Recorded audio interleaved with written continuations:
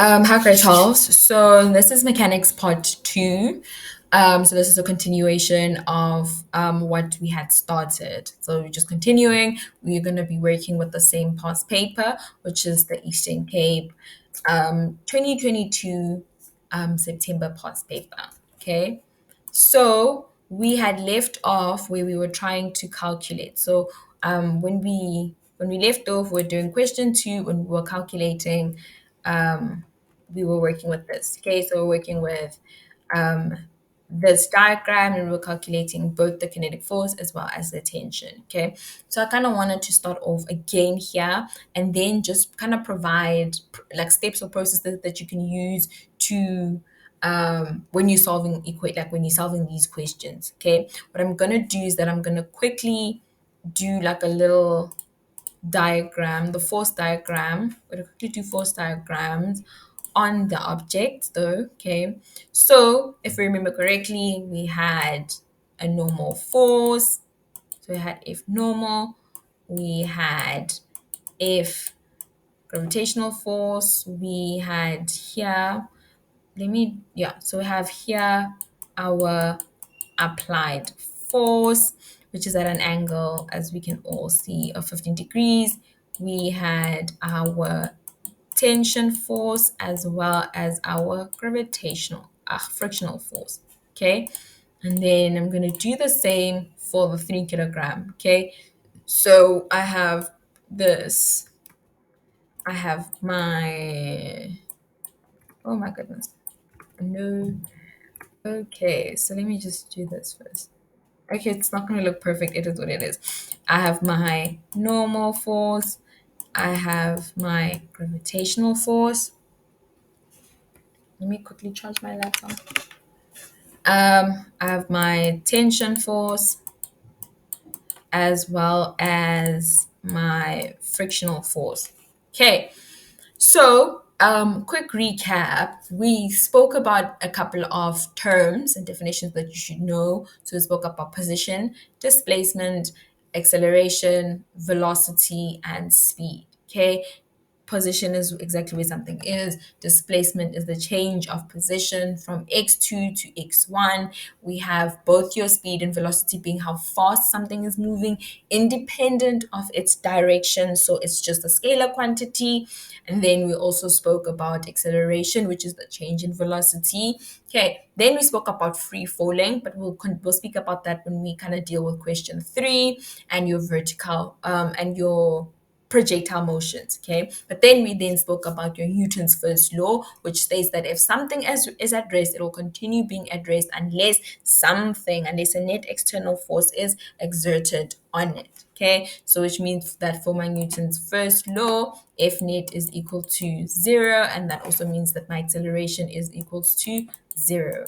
Okay, and then we looked at Newton's second law, which kind of looks at what happens when an external force is applied. Newton's first law, there's no external force. Okay, in Newton's second law, we look at what is the effect of the forces, right? What is the effect of an external force on an object, right? External force is applied, so we have external forces not equal to 0, it exists, right? And we kind of knew the definition of Newton's second law is that our F net is equal to the product of a body's acceleration, of a body's mass, and a body's acceleration. Okay. And then we drew our free body diagram, which is what I roughly did here when we started. Okay. So how do you approach a question? Figure out understand what you're looking for. That's the first thing. But that's the first step. Okay. Question 2.3.1 reads: calculate the kinetic frictional force that the 8 kilogram block experiences. So what are we looking for? We're looking for our kinetic frictional force. Okay, what is my equation for kinetic frictional force? I know that it's my coefficient multiplied by my normal force. Do I have my coefficient? Yes, I have 0.16 minus by normal force. Okay, if you have two unknowns, okay, so step 1 is figure out what are we looking for. I'm looking for my FK. That's what I'm looking for.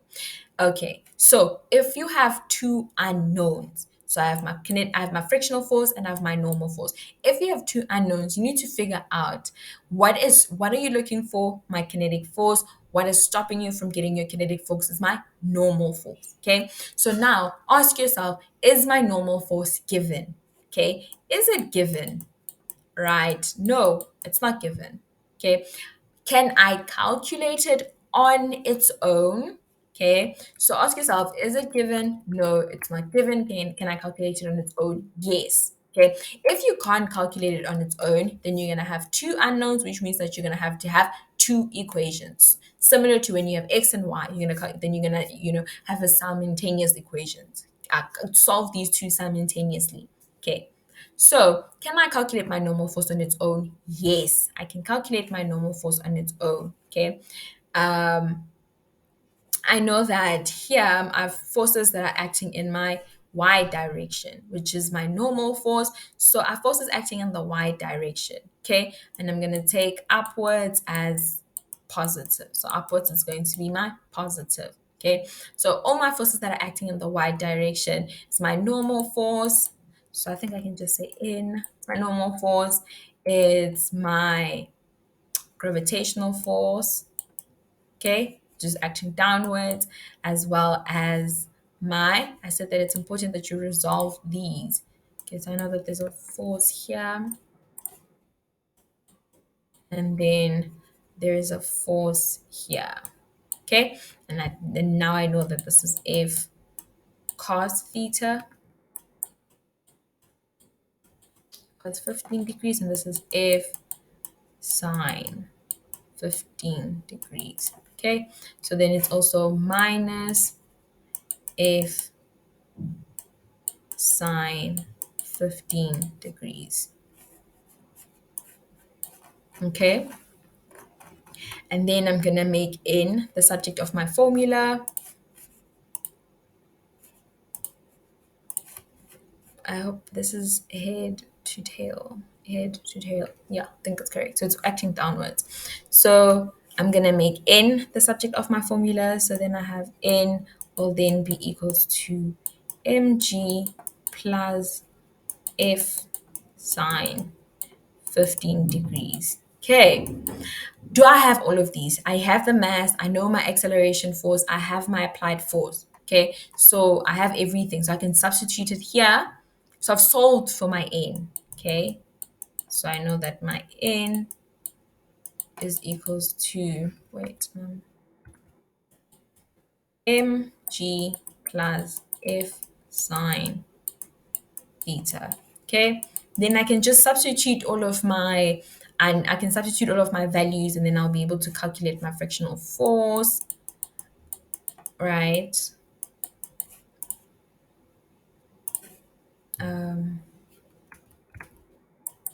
Up by 9.8 plus 55 sine 15 degrees. Okay, and then you calculate your frictional force as 10 comma 27 newtons. Okay, and then here you have tension. Okay, no, then you have, in the second question, it says calculate the tension in spring in this calculate the tension in the spring connecting the two blocks. Okay, so I'm looking for tension here, so I can work with I can continue working with my 8 kilogram block, right? And I now say I'm looking for my tension, so I'm going to use net F net is equals to ma. Okay, my F net forces, then if I'm taking right as positive, so I'm taking my right as my positive. Okay, so then I have, then nothing is positive.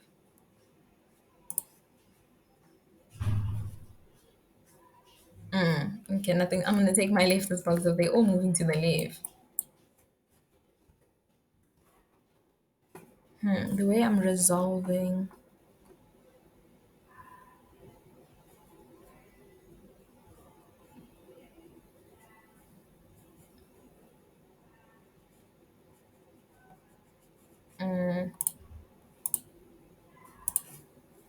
Okay, I'm gonna take my right as positive. I'm gonna continue taking my right as positive.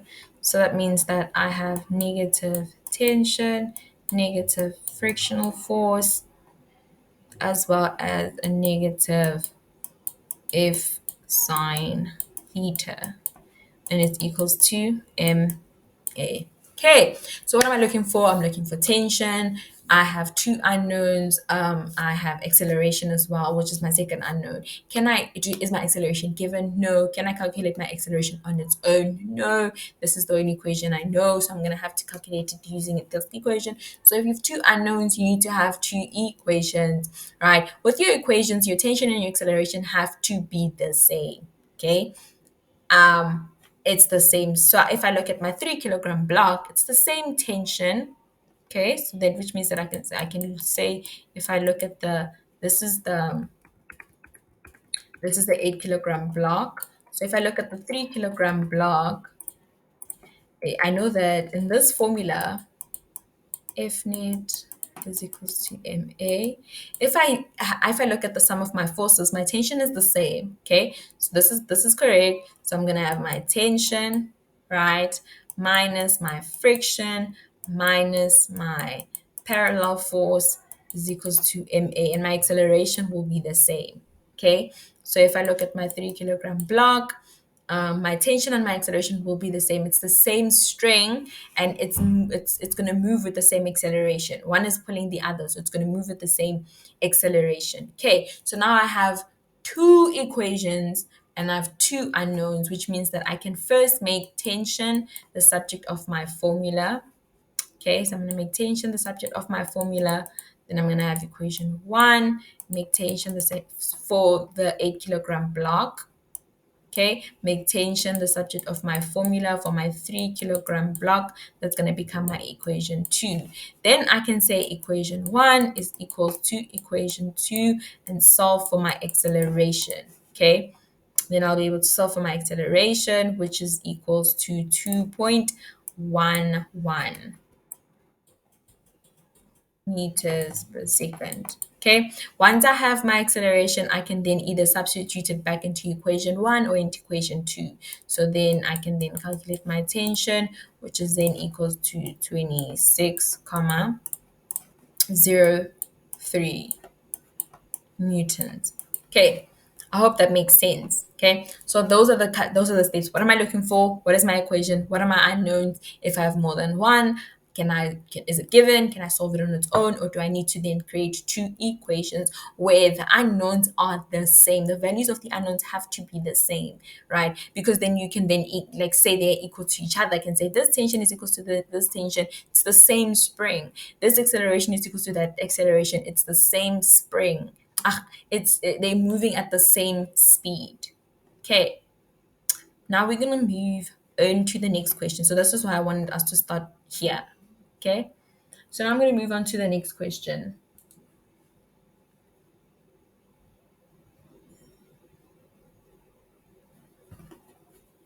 So now we're moving on to question three. Okay, so with question three, we are dealing with vertical projectile as well as free fall. Okay, so we're going to read question three. It reads that a learner drops ball A from a height of 8 meters. After zero point 0.6 seconds, another learner throws a ball B downwards from the same height.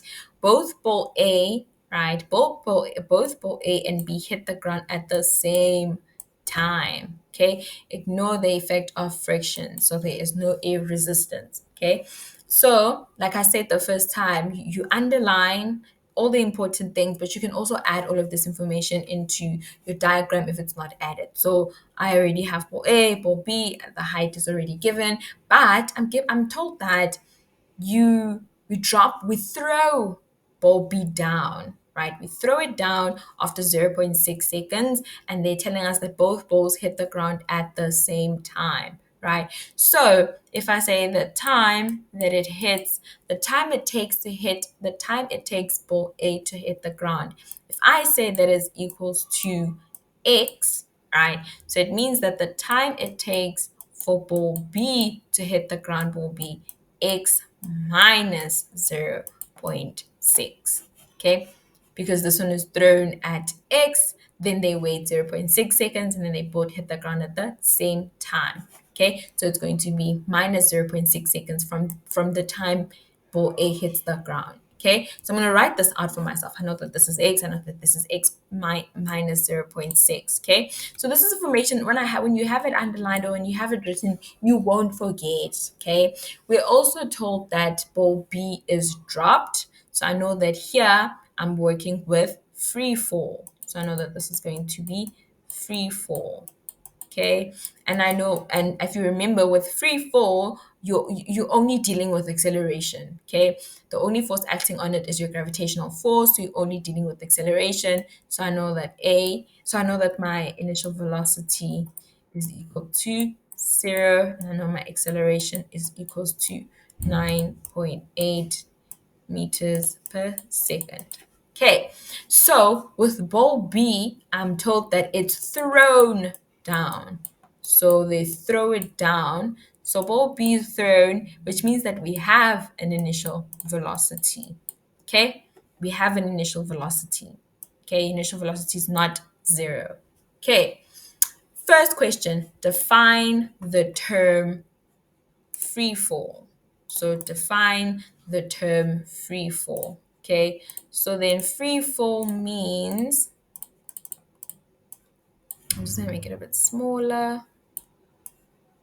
Okay, free fall is then defined as motion of an object upon which the only force acting on it is the force of gravity, just like I said before. Okay, moving on. Calculate the speed at which ball B hits the ground. Calculate the speed at which ball B hits the ground. So I say, ask yourself, what am I looking for? So I'm looking for my final velocity. Okay, we can quickly go to our motion. So what are we looking for? Final velocity. What equation can I use?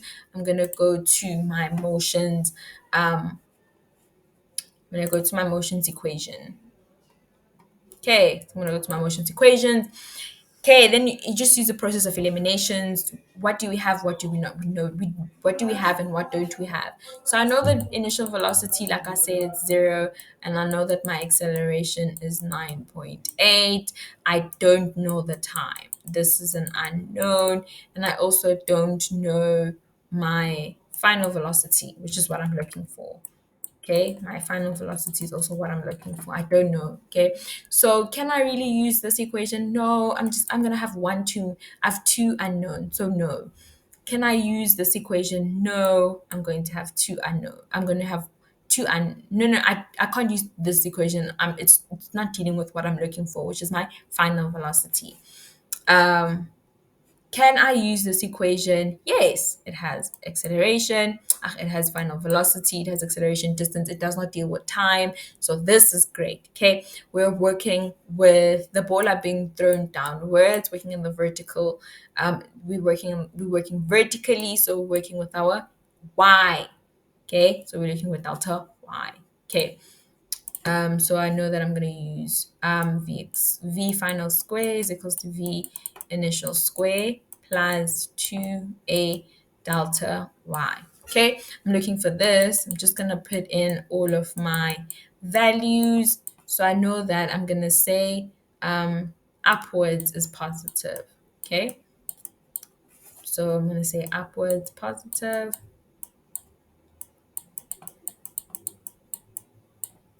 Okay, so then it's negative 9.8, and then you have negative 8 because it's going downwards. Okay, then you have your final velocity is then equals to 12.52 meters per second. Okay, cool. Second question, calculate the speed at which ball B was thrown downwards. Okay, what am I looking for? So here, I'm looking for my initial velocity. That's what I'm looking for. Okay, I'm looking for my initial velocity. So what do I have? I just know the acceleration. I don't know the time. I know the distance, but I don't know final velocity and I don't know the time. Okay, I'm gonna quickly go back to my motions thingy.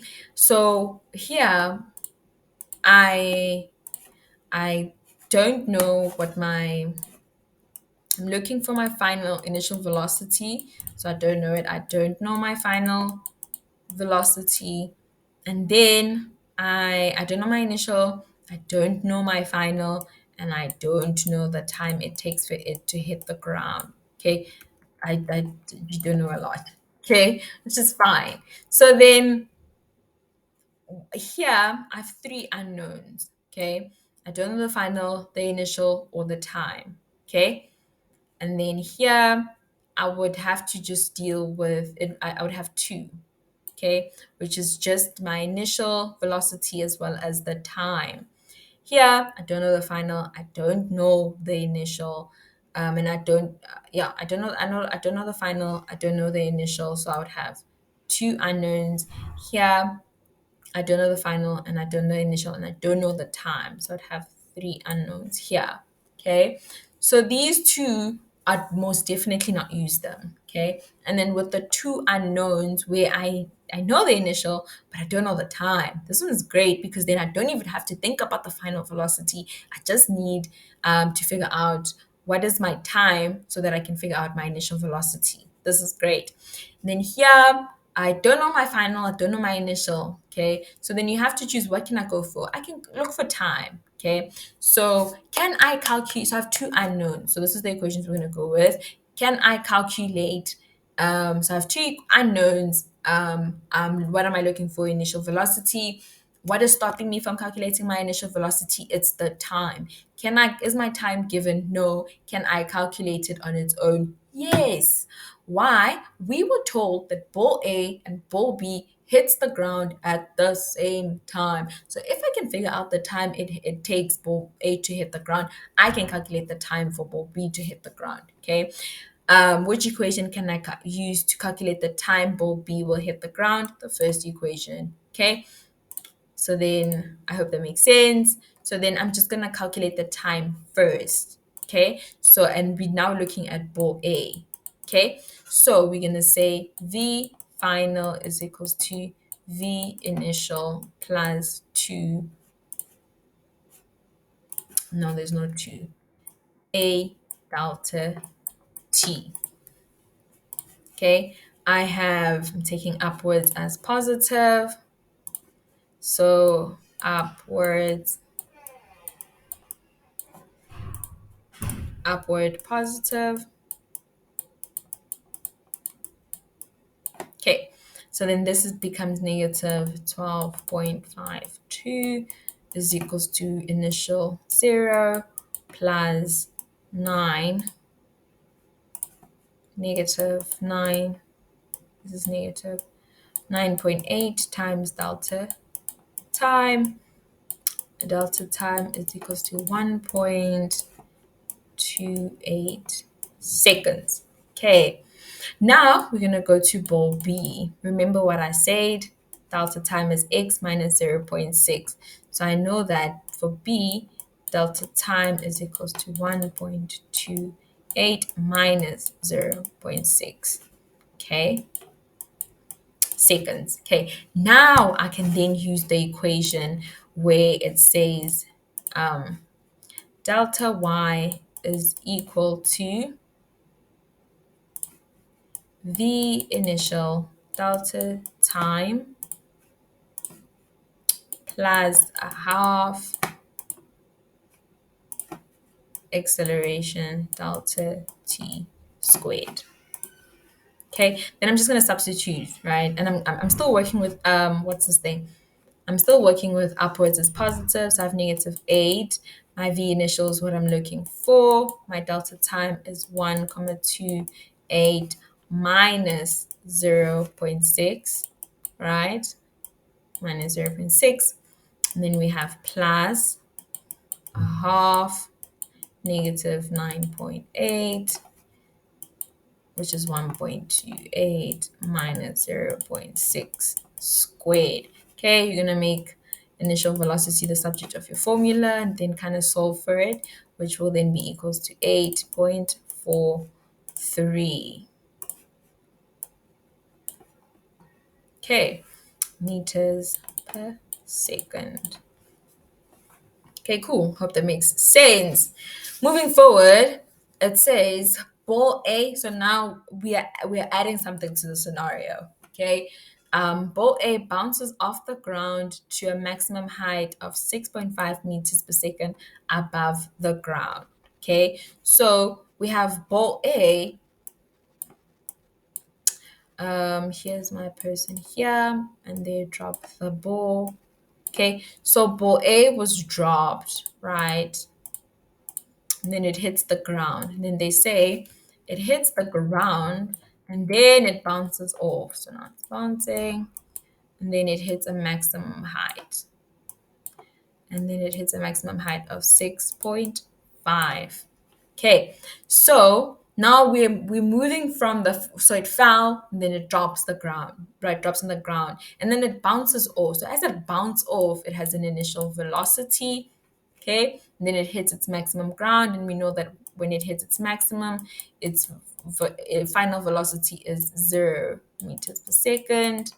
Okay, and then we know the height, delta y, which is 6.5 meters.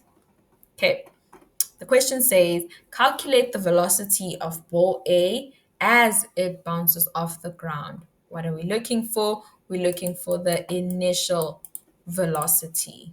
Okay, so we're looking for the initial velocity. So I think we don't have to deal with time. I'm not gonna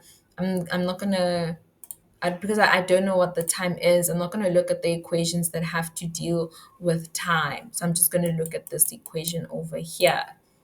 Okay. So then I can then say V final squared is equals to V initial squared plus 2A delta Y. Okay. My final velocity is 0 squared.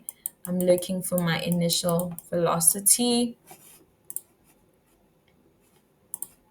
plus I'm going to say upward is positive.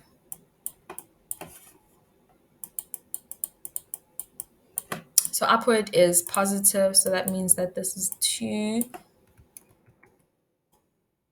times negative 9.8. The distance this time is not negative but positive because we're taking positive as because it's moving upwards. Okay, I'm going to make V initial the subject of my formula, calculate everything, and the answer is going to be equal to 11.29 meters per second. Okay, cool. And then it says calculate the velocity of ball A as no, I'm rereading the same question. So what is this? 3.3.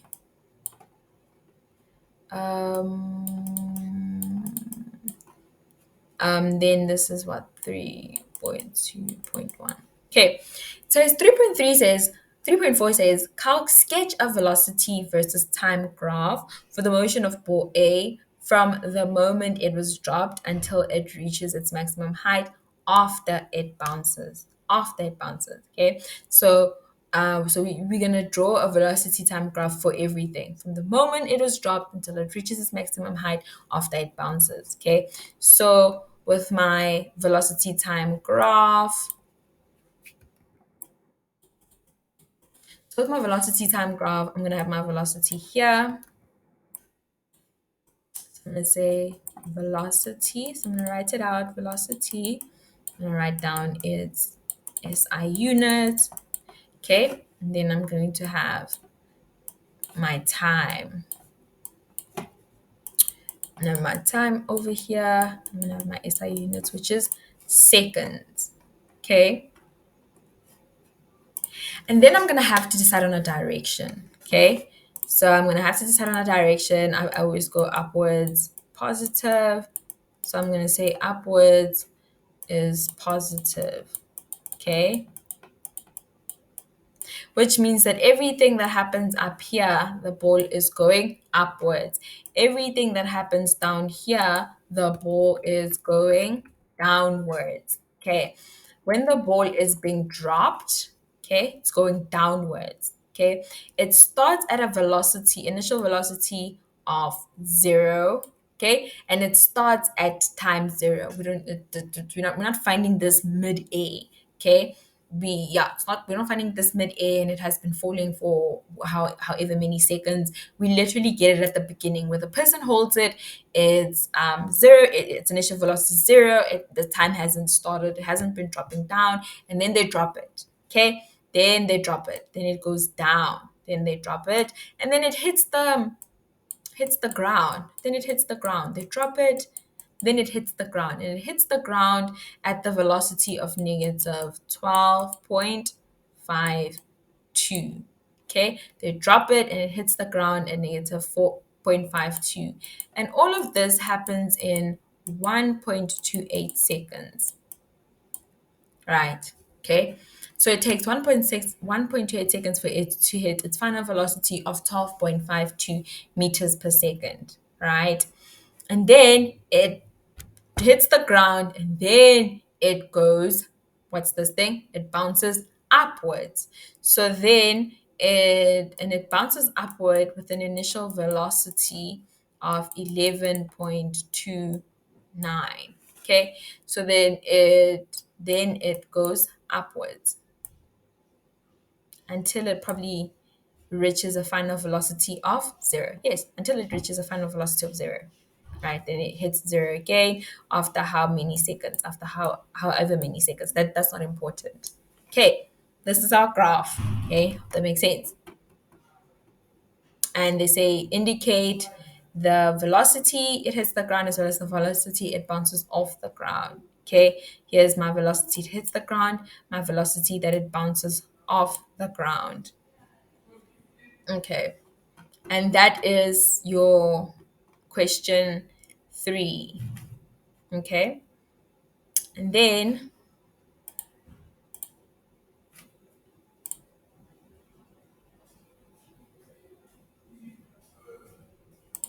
okay, sorry about that. And then we're gonna then move on to the next question, which is this. Okay, so this is also kind of like a free fall situation, as well as we're going to be looking at Newton's third law, because you can see we have a block, we have a person here, they're going to interact with two objects that are going to interact. And we know that when we're speaking about the interactions of two objects, we're looking at Newton's third law. Okay, so question 4 reads: a girl on a roller skate of a combined mass of 52 kilograms. So we know the mass of both of these is 52. Oh no.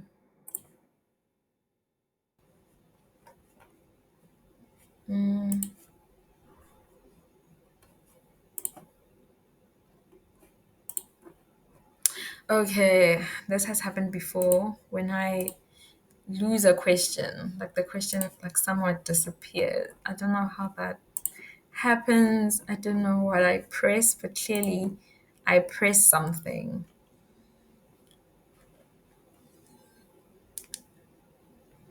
Um, I'm gonna quickly try re-upload the past paper. I'm really sorry about that. You're just gonna have to give me a couple of moments to try re-upload the past paper. Okay, we re-upload the past paper, but then we had an object with the mass of 52 kilogram. Okay, it's ready. Oh, sorry. I think it's 8. It's 9. There it is. Okay, so I'm gonna just work with that. Okay, so we have this object. It has a mass of 52 kilogram. 52 kilogram, yes. We have a girl on a roller skate, right, of a combined mass of 52 kilogram, and they move horizontally at a constant velocity. So her velocity is constant, right? I don't know, I'm trying to, maybe let me say V is equals to constant. I don't want it to be all caps. Constant. Okay. And then we are told that she catches a brick of a mass 5 kilograms. So this brick has a mass of 5 kilogram, of which is thrown vertically downwards. Okay, from the top of a high wall. The girl continues to move in a straight line at a speed. So she's moving at some point, she catches the brick, right? So at some point she catches the brick. So my person's gonna look quite ridiculous, but I mean, I think it's okay. Okay. So then I'm just gonna make the brick a different color so you can see. Okay, there we go. So at some point she catches the brick, right?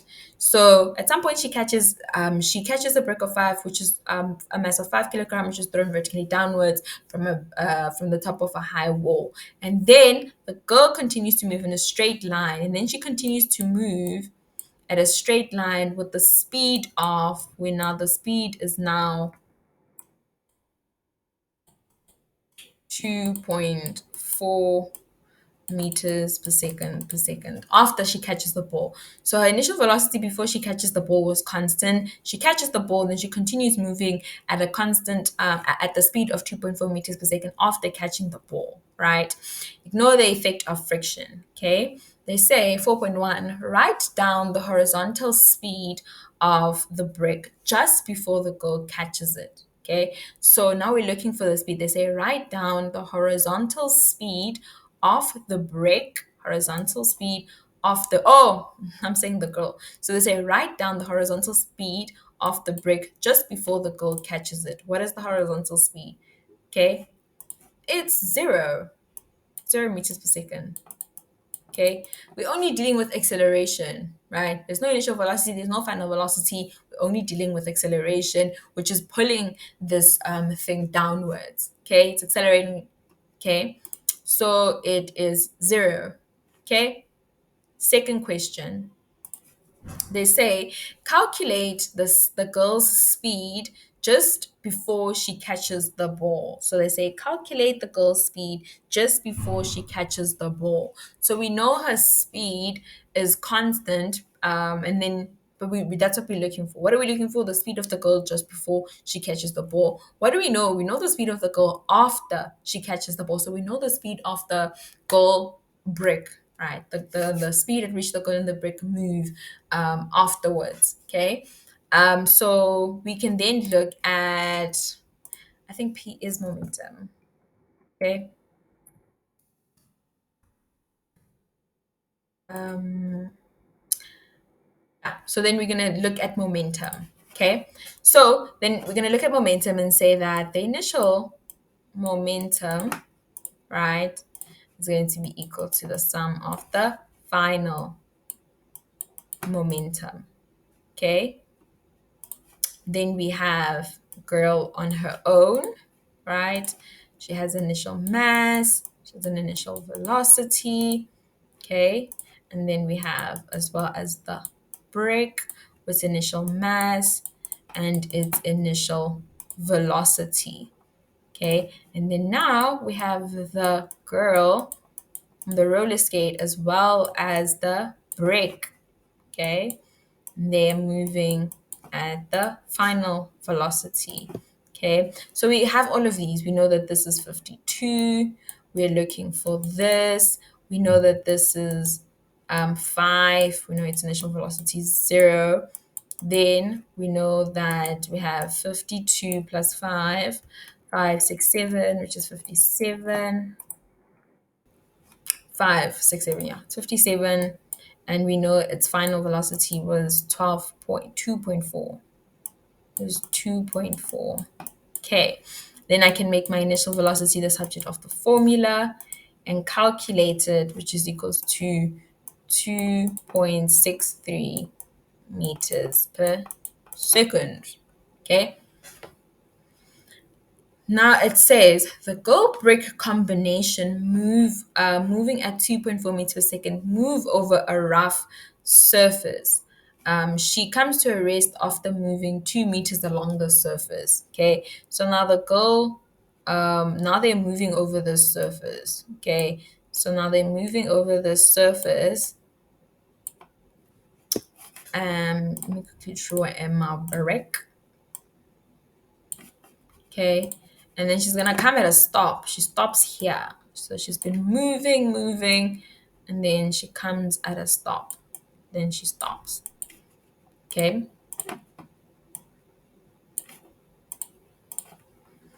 Um, it says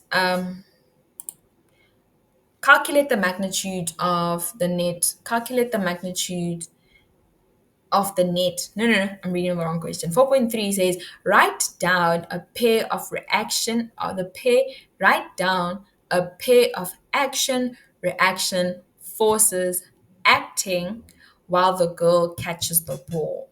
Okay? Write down a pair of action reaction forces while the girl catches the ball. So um what happens? What are the action reaction forces when the girl catches the ball? The force of the hands, the force of hands on brick upwards. Um, Let me quickly write down the forces. Mm,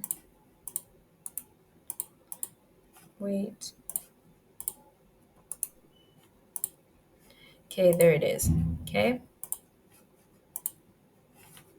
So action reaction meaning yeah, something happens and then something happens at the same time. So the same way if you push against the wall, there's a force of you pushing against the wall as well as the wall pushing against you. So that's a action reaction force. Okay. So what I was saying now is that if you were to push, these are your hands. This is the person. Okay, so if you were to push against the wall, that's an action. You're pushing against the wall. Okay, the reaction is the wall pushing against you, pushing against your hands, rather. Okay, so that's what they mean. They say action reactions. So write down the action, write down a pair of action reactions forces while the girl catches the ball. Force of hands on brick upwards, force on bricks on the hands downwards. That's the first pair, right? So this is the girl's hands, right? So this is the girl's hands. And then this is the brick. Okay. There's a force of her hands on the brick upwards as well as the force of the bricks on the hand downwards. Okay. And then there's also the force of the girl on the earth or the weight of the girl downwards. Right. So this is then our girl. Okay. This is our girl. Then there's her exerting a force on the earth or her weight downwards. Downwards as well as the earth force of the earth on the girl. Okay. 4.4, um, calculate the magnitude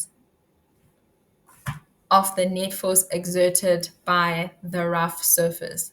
So calculate the magnitude of the net force exerted by the rough surface to bring the girl brick combination to a stop after 2 meters. So calculate the magnitude of net force. That's what we're looking for. Okay. How do we calculate that? Okay. So here there's a couple of equations that we can use, right?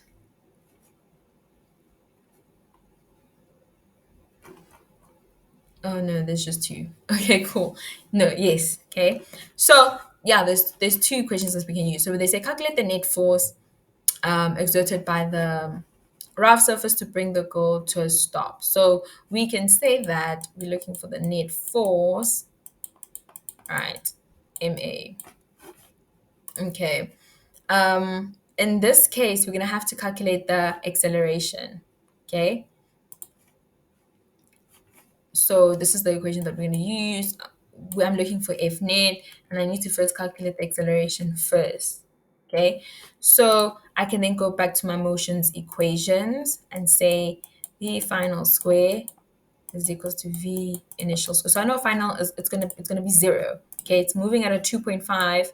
They're moving at a 2.4 meters per second, and I know that they're gonna eventually come to a stop. So my v final is going to be equals to 0, and then I have the distance that they travel, which is my xy, which is equals to 2 meters. Okay.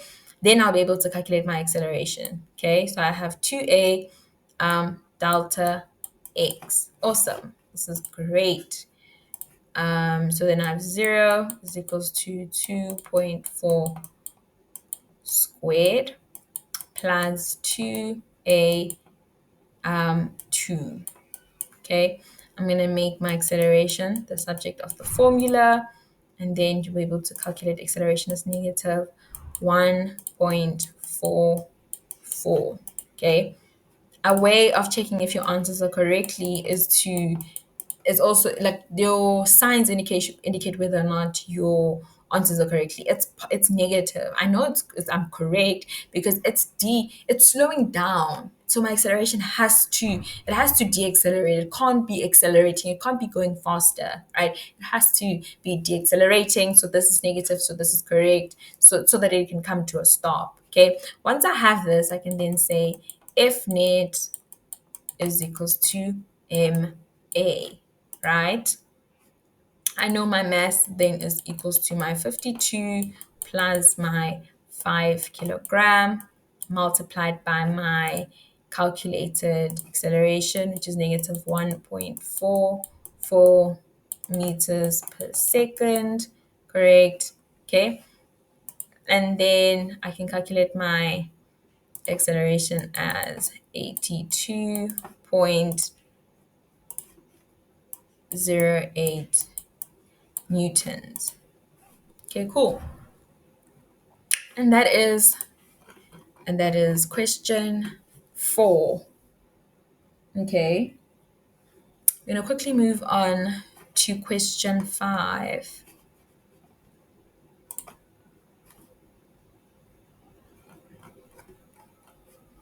I wanted to see something.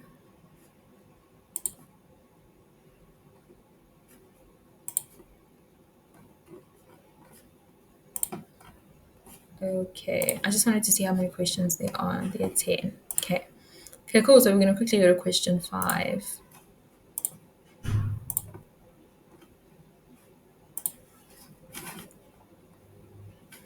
Okay, so hopefully we can do 5 and 6. I'd be happy if we can do 5 and 6. Therefore, then we can just move on to a different topic of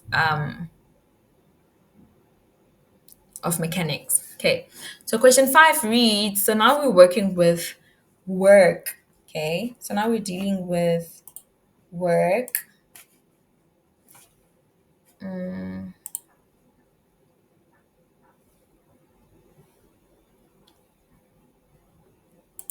Okay, so now we're dealing with work. Okay, so it says here the concept of energy. Okay, so I'm reading right here. So, the concept of energy is one of the most important in the world of science. In everyday use, the term energy has to do with the cost of fuel for transport, and heating, electricity for lights and appliances, and the food we consume, right? In everyday use, the term energy has to do with the cost of fuel for transport and heating, electricity for lights and appliances, and the food we consume. Okay. Energy is present in the universe in a variety of forms, including mechanical energy, chemical energy, electromagnetic energy, nuclear energy, and many other forms. Okay. And many other forms. Here we here we are concerned with mechanical energy. Okay.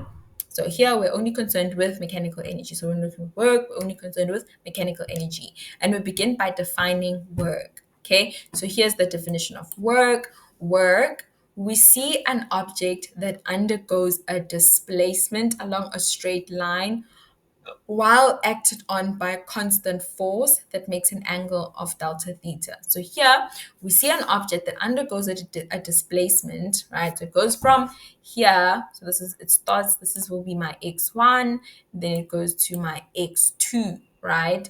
So it undergoes a displacement along a straight line while acted on by a constant force, okay? That makes an angle of delta, angle of delta, okay?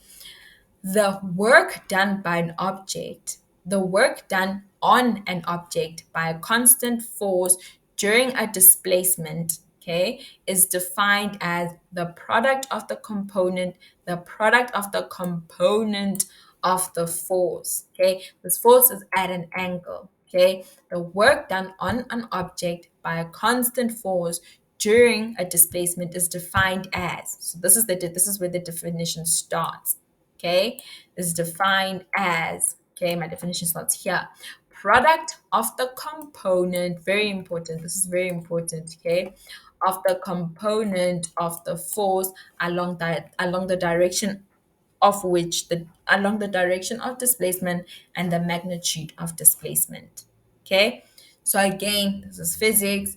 If you can understand your equations, you'll be able to understand what work is, because literally it's telling me that work is the product of the component of the force along the direction of the displacement and the magnitude of the displacement. Okay, hope that makes sense. And then work is a scalar quantity. So we only just have the units. It doesn't have direction, and work is in joules, working with energy. Okay. And then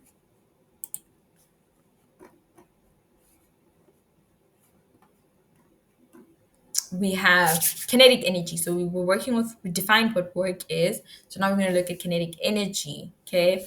Here it says figure shows an object of mass m moving along to the right under the action of the constant net force. So it's moving from here to here with a constant by the constant force net force of F. Okay, the work done by F is right. The component, this one doesn't have a component, right? It's just the force itself. So it's the force, right? And then in the other definition, it's the component of the force, okay? Component of the force along the direction of the magnitude. It's the product of the component of the force along the direction of the along the direction of the displacement and magnitude of the displacement. Okay, so now we have work. Okay, and then it says the quantity half mv squared has a special name in physics. Okay, so it's equals to your kinetic energy, right? I think it's like this. Okay, so my kinetic energy is a half mass volume squared. Okay, any object of mass A and a speed v is defined to have kinetic energy. Okay, and this is now our kinetic energy right here. We see that it's possible to write work as the kinetic energy, initial kinetic, final kinetic energy minus initial kinetic energy, or is it just one and two? I think it's final and initial. Okay, yeah, it's final and initial. So we see that it's possible to write. So they calculated this and they found out that you were able to write work as this, as your final kinetic energy minus your initial kinetic energy. Okay, so then that was your kinetic energy. And then we have our gravitational potential energy. Okay, let us examine the work done by gravitational force. Okay, so they say as an object, so I'm reading right here, as an object falls freely in a gravitational fields. So as an object falls freely in a gravitational field, the field exert a force on it, doing positive work on it and thereby increasing its kinetic energy. Okay, consider an object of mass A at an initial height of h above the ground. Right, so this is an object which is right here, and up here at the top it's h1. Okay, as the object falls, so as it goes down, so as it falls, the only force that does work, we neglect a resistance, is the gravitational force that we know, right? So we know we have our gravitational force that is working on this object and it's pulling it downwards, okay?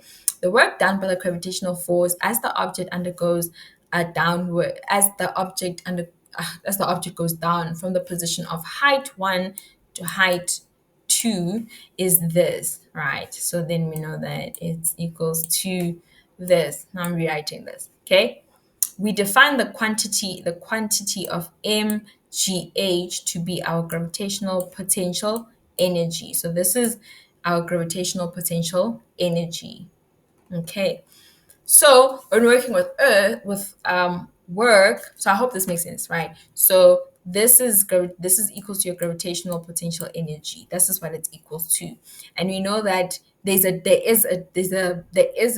like a difference, right? It has a specific gravitational potential energy when it starts, and because yeah, there's a gravitational potential energy because it goes from up here to up here, right? I think yes. Okay. So I was saying with work, then we have to consider conservative forces as well as non-conservative forces. Okay. So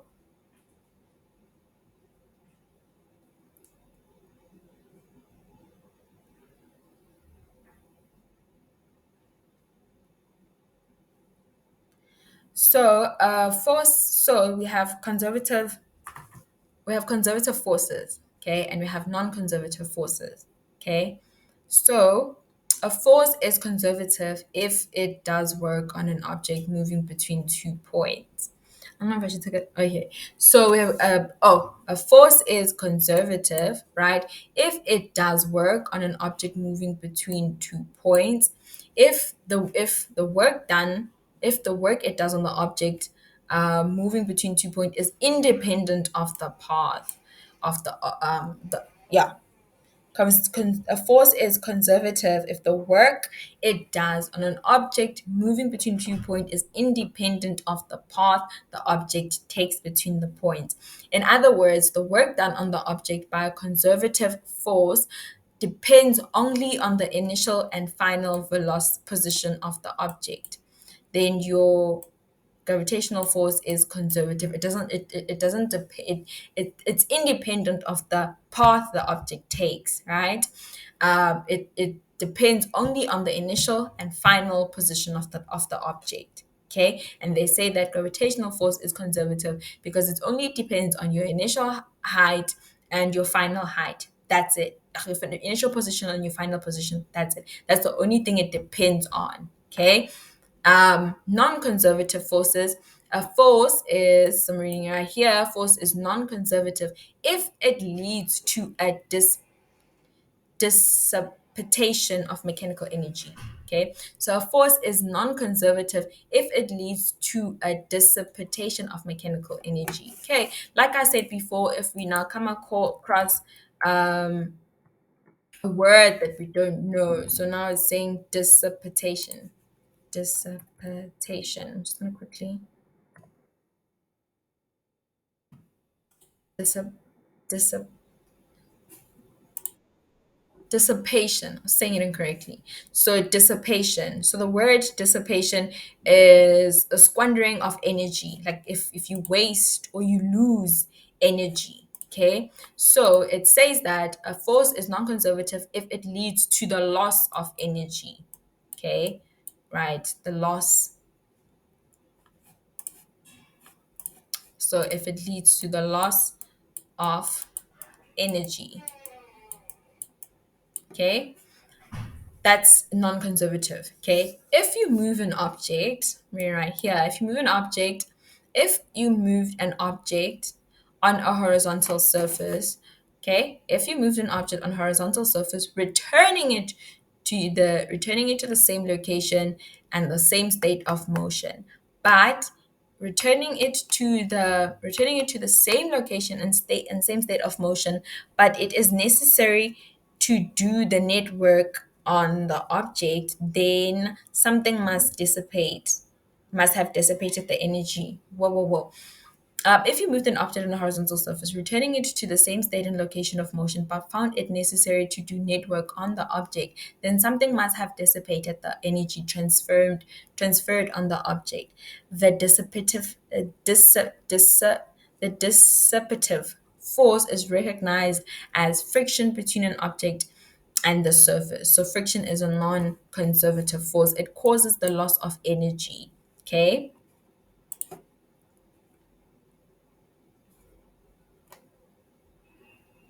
Conservative principles play a very important role in physics, and conservation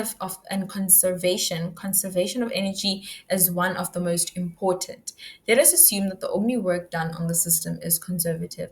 In this case, we have initial potential energy, kinetic, the initial minus the final potential energy is equals to the initial minus the final kinetic energy, or this. Okay, you can the initials minus the finals are equal. Okay, it says the total mechanical energy in an isolated system of object remains constant, right?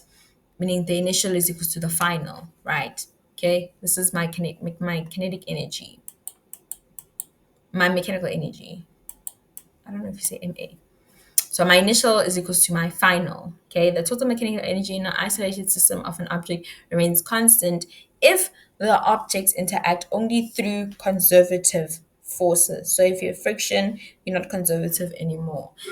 This is equivalent to say, this is equivalent this is equivalent to say that if the kinetic energy of a conservation system increases by some amount, the potential energy of the system decreases by some amount. Okay.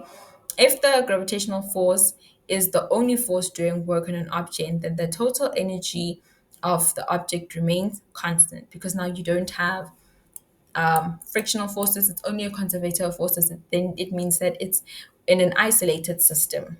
Okay. And then you have a couple of examples, and then I think we'll be able to.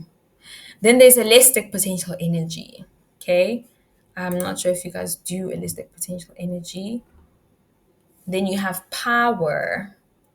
Okay, I'm not sure if you guys do elastic potential energy, but I'm gonna then go over power. Okay. So power, it says from the practical viewpoint, it is interesting to know that it is interesting to know not only the amount of energy transferred to or from a system, but also the rate at which the transfer occurs.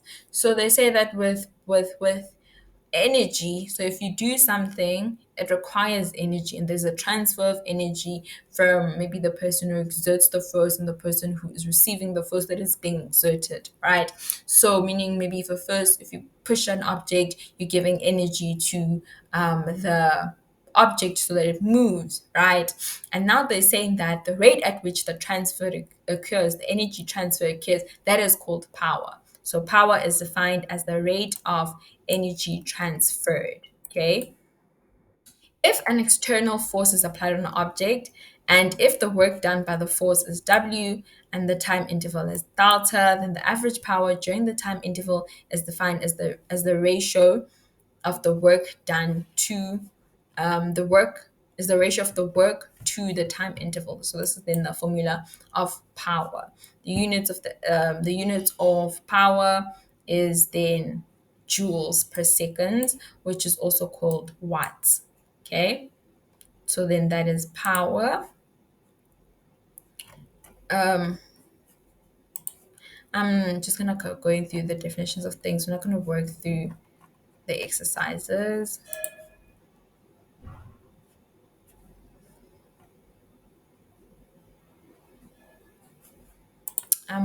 Then there's work energy theory, which is what I'm hoping we'll get to. Okay, so this is momentum, linear momentum, which is we kind of dealt with when we were doing question 4. Um, I don't know if I want to quickly also go over that. Kind of go over momentum and impulse. And then there's Newton's second law in terms of momentum.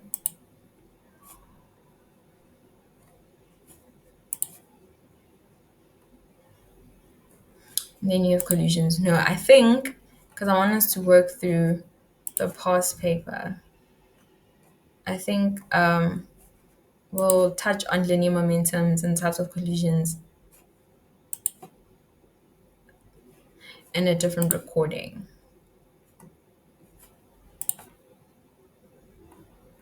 Okay, cool. So now we're gonna just touch on it in a different recording. So now we defined work, we defined power. Then there's something called the work energy theory. Okay. I was hoping that it's gonna pop up here, but it's not. That's okay. Okay. So we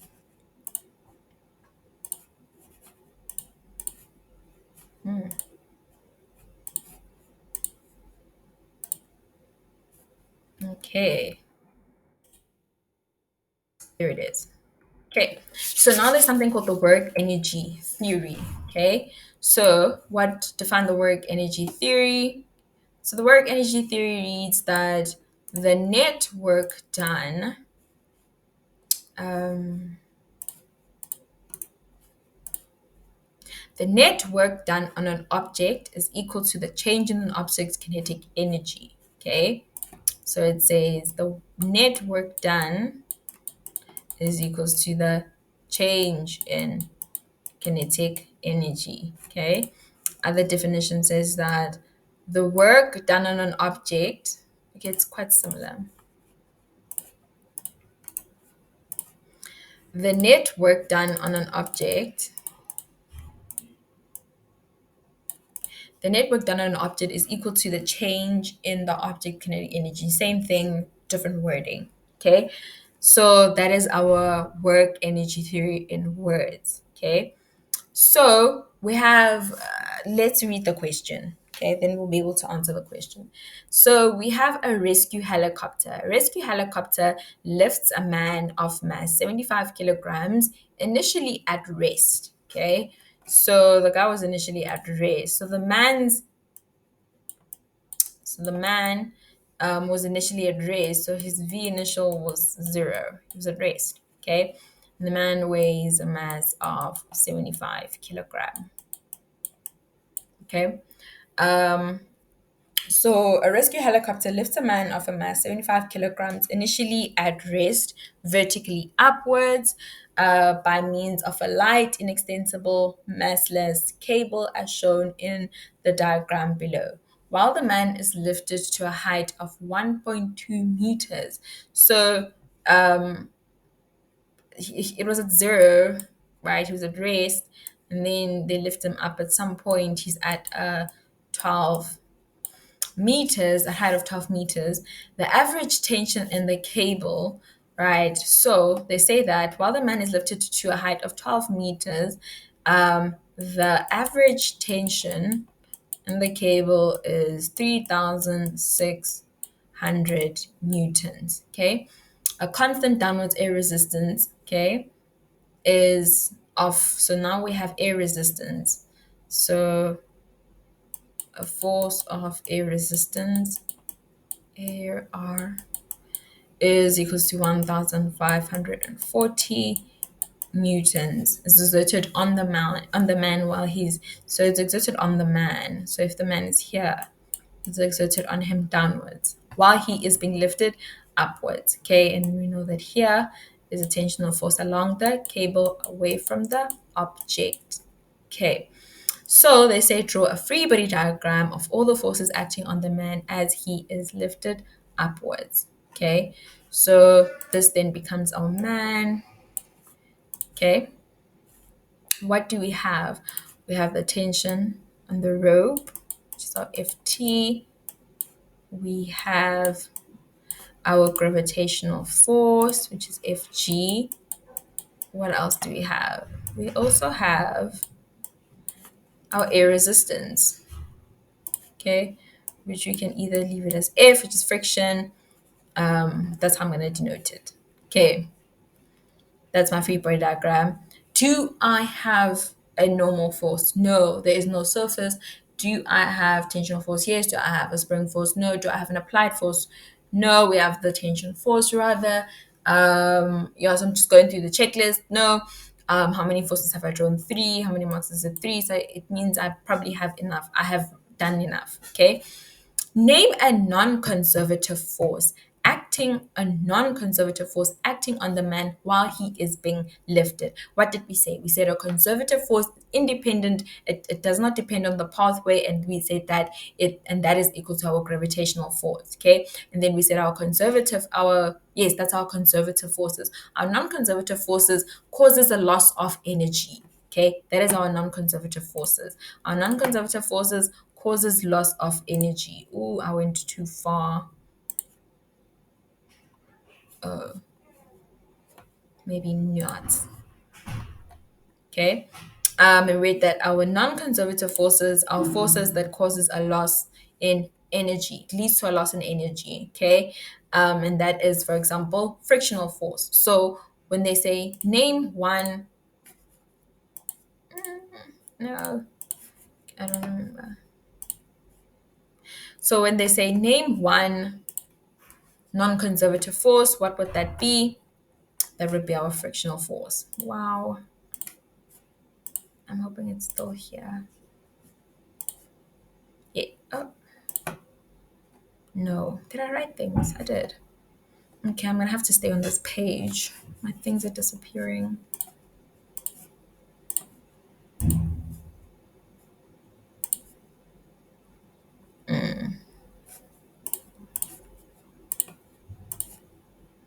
Okay, so I'm just gonna quickly say man. What did I say? I said V initial is equals to 0. I said mass is equals to 75 kilogram. I told you that when the man is at a height of 12 meters, our tensional force is equals to 5,600, 3,600, 3,600 newtons. And they told us that there is the air resistance. So a constant air resistance of 1,540 is exerted on the man is being lifted. We defined what work is, the work energy theory, okay, which is our F net is equals to our delta, our EK, changing kinetic energy. Okay, so they're saying, then we drew a free body diagram. So then I drew a free body diagram. This is my man. If gravitational force, our resistance, our tension. Cool. Name one. So name a non-conservative force acting on the man while he is being lifted, and that is then your air resistance. Okay, so that is my air resistance.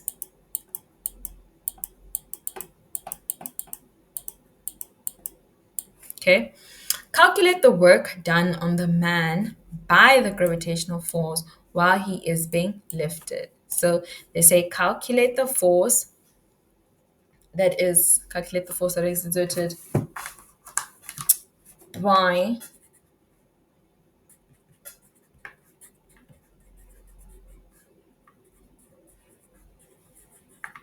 okay. So calculate the work done on the man by the gravitational force while he's lifted upwards. Okay, so we have the work due to a gravitational force is equals to our force, or a component of the force, multiplied by the displacement. Okay, multiplied by our displacement.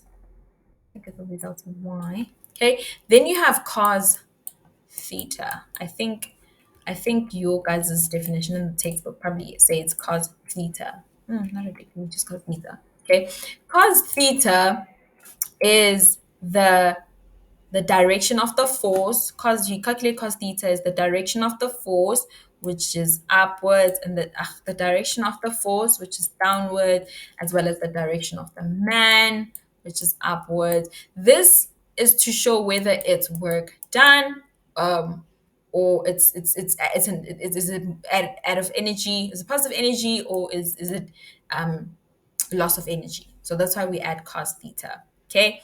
And then we calculate cos theta from the direction of the motion as well as the direction of the force. Okay, so if this is moving downwards, if she's moving downwards, and the man is moving upwards, this is then what? 180 degrees. Okay, so that is equals to your mg. That is equals to your mg delta y cos 180 degrees. Okay, so it equals to your mass of 75 multiplied by 9.8 multiplied by 12, and then you have cos 180 degrees. Okay, so that's the only we're adding this. Okay, because you know the definition. How do we define work? Work is then equals to the product of the is equals to the product. I don't want to move from this page. Work is equals to the product of the component of the force, which is just F here, multiplied by along the direction of the displacement, multiplied by is the product of the component of the force in the direction of the magnitude and in the direction of the displacement and the magnitude of the displacement. Okay, and then we add multiply cos theta so that we can see if our work done is positive or if it is negative. Okay, I hope that's something that's not new. Okay, so then that is then equals to negative 8,820 unit joules. Okay, then 5.5 says use only, okay, this is a very common question. Use only energy principles to calculate the speed of the man at 12 meters above the ground. Okay, so we're looking for his speed here. So I know his initial speed was 0. What is his final speed up here? So this is the man, okay? When he's all the way up at 12 meters. Okay. And using only energy, so I can't use my motion diagram. I can't use my motions equations. I have to only use energy principles. Okay. So we can then say, I know that my net work done is equals to my change in kinetic energy. Okay. So I have my final work is equals to my minus, let's see, equals minus my initial work is equals to my change in kinetic energy, okay? Which is then, no, I'm saying, no, I'm getting this wrong. Not my final work. My work due to my frictional force plus the work due to the tensional force plus the work due to the gravitational force, okay, is equals to the change in kinetic energy. There we go. Okay. And then I can calculate my work for all of these, which is then it's your force. So this is my frictional force. It's my frictional force multiplied by my displacement. Okay. Cos theta plus what is this? It's my tensional force multiplied by my displacement times cos theta plus my gravitational force multiplied by my displacement, which I've already calculated up there. Cos theta is equals to my change in kinetic energy, okay? Which is equals to a half mv final minus a half mv initial. Okay. Squared. I forgot the squared. Okay. Then I can kind of substitute all of these. I don't know if I want to do it up here. So I have 1,540. That's my frictional force. What is my displacement? My displacement is 12, right? Then what is my delta? my cos delta. Okay, so what we say, it's moving. This is my frictional force. My frictional force is moving downwards. A man is moving outwards. Frictional force is moving downwards. So it's cos 180 degrees. Okay, plus my tensional force. Is that what we're looking for? No, looking for the speed. So I have my tensional force. They gave me my tensional force. My tensional force, which is 2,000, 3,600. The average tensional force.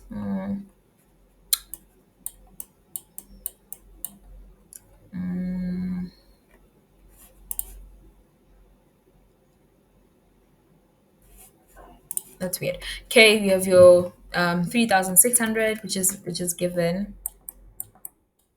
multiplied by my 12. Okay, my tension is moving upwards. Okay, so this is for my friction. My tension is moving upwards. My man is moving upwards. So then this is cos 0 degrees. Okay, plus my negative 8,820, which is equals to a half. What is the mass of the man? The mass of the man is 75 kilograms. And then we're looking for our final initial velocity. Final velocity. Initial velocity. Okay? Because then initial final velocity. And then minus 0. Because my initial velocity is 0, so everything then becomes 0. I'm going to make my final velocity the subject of the formula and then calculate it and see that it is 6.32 meters per second per second. Okay, cool. And that was that.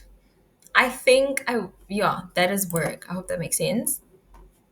In the next recording, we're gonna go over Doppler effect and I'm trying to see here, as well as your magnetic fields. Was it electromagnetic? I think. Because then we've covered electricity. We've started with electricity. Okay. So I think Doppler effect as well as your electric fields and your electromagnetic fields as well. Yes. Okay. Okay, cool. And that's it. That's the end. That's the end. Okay. So we're gonna quickly do that next time.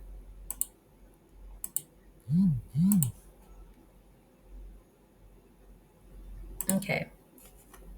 I hope all of this makes sense. Um, yeah, I hope all of this makes sense. And this is it.